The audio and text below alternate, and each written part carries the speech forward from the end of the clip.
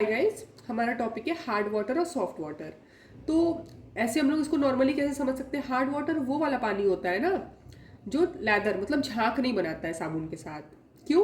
क्योंकि इसमें calcium, magnesium के हाइड्रोजन कार्बोनेट, क्लोराइड और सल्फेट सॉल्ट्स होते हैं। सॉफ्ट वाटर में ऐसा कोई सॉल्ट नहीं होता है, इसीलिए वो साबुन के साथ झाग बनाता है। इसीलिए इसको लॉन्ड्री यानी कपड़े धोने में इस्तेमाल किया जाता है। अब देखिए, दो तरह का हार्डनेस होता है, टेम्पोररी हार्डनेस और परमानेंट हार्डनेस। टेम्पोररी हार्डनेस होता है कैल्शियम मैग्नीशियम के हाइड्रोजन कार्बोनेट सॉल्ट की वजह से, और परमानेंट हार्डनेस होता है कैल्शियम मैग्नीशियम के क्लोराइड और सल्फेट सॉल्ट्स की वजह से। अब इसको हटाने का तरीका देखेंगे। टेम्पोररी हार्डनेस कैसे हटाया जाए? बॉइलिंग, सीधे आप उबाल दीजिए उस पानी को। हम लोग नॉर्मली भी उबालते हैं घर पे, उसको उबाल दीजिए तो मैग्नीशियम बाइकार्बोनेट जो है वो मैग्नीशियम हाइड्रोक्साइड और कार्बन डाइऑक्साइड बनकर निकल जाएगा। तो ये तो हट गया। जब ये रिमूव भी हो गया तो टेम्पोररी हार्डनेस रहा ही नहीं, तो रिमूव हो गया। अब एक है क्लार्क्स मेथड। क्लार्क मेथड में हम लोग लाइम लेते हैं। देखिए, ये होता है ना, दो होता है, क्विक लाइम और स्लेट लाइम। क्विक लाइम होता है CaO कैल्शियम ऑक्साइड, और स्लेट लाइम होता है कैल्शियम हाइड्रोक्साइड। ठीक है, इसे लाइम कहते हैं। तो कैल्शियम बाइकार्बोनेट में लाइम वो किए तो कैल्शियम कार्बोनेट प्रेसिपिटेट बना और दो पानी का मॉलिक्यूल। पर जो भी है ये तो हट गया ना, तो इससे भी टेम्पोररी हार्डनेस रिमूव हो गया। अब आया बारी परमानेंट हार्डनेस रिमूव करने का। हमने आपको बताया था परमानेंट हार्डनेस किसकी वजह से होता है? Calcium magnesium salt of chloride और सल्फेट। इसमें आप वॉशिंग सोडा से ट्रीट करिए। वॉशिंग सोडा का फॉर्मूला Na2CO3।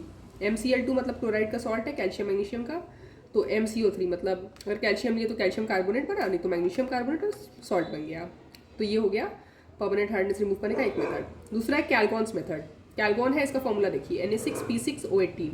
इसको आयनाइज करें तो 2Na+, ये आयन मेन है, प्लस Na4P6O18 2-। अब ये आयन क्या करेगा ना, जो परमानेंट हार्डनेस जिस सॉल्ट की वजह से होता है, मतलब कैल्शियम मैग्नीशियम आयंस को हटा देगा उसमें से।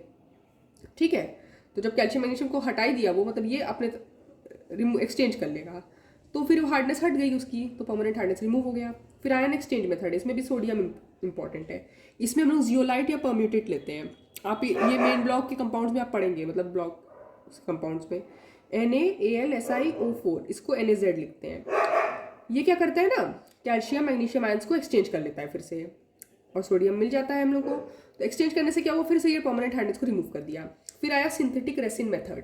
इसमें हम लोग क्या करते हैं ना, इसमें हम लोग को कैटायन एक्सचेंज करना है, तो एक एनायनिक रेसिन लेते हैं। तो पहले हम लोग लेते हैं SO3H, उसमें सोडियम क्लोराइड डालते हैं, तो वो बनता है SO3Na। Na है, तो ये क्या करेगा, ये दूसरे कैटायन को एक्सचेंज करेगा। तो ये क्या करता है, कैल्शियम मैग्नीशियम को एक्सचेंज कर लेता है, तो फिर से परमानेंट हार्डनेस, क्योंकि कैल्शियम मैग्नीशियम की वजह से होता है तो हट जाता है। तो इस तरह से परमानेंट हार्डनेस भी रिमूव हो जाता है।